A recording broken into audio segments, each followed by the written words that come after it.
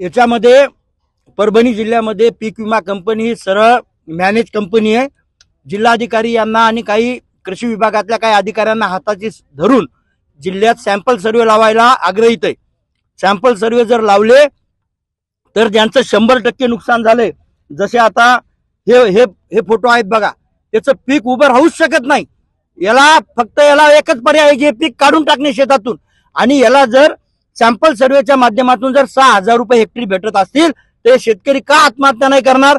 म्हणून आमचं सरळ म्हणणं आहे, नदी नाले वडे आणि फुटलेले कॅनल या सगळ्यांना ज्याचं नुकसान झालेलं आहे, त्याचं पीक घासून गेले, त्याचं जमीन घासून गेली, यांचे वेगळे पंचनामे होऊन यांना सम इन्शुअर्ड अमाऊंट भेटली पाहिजे।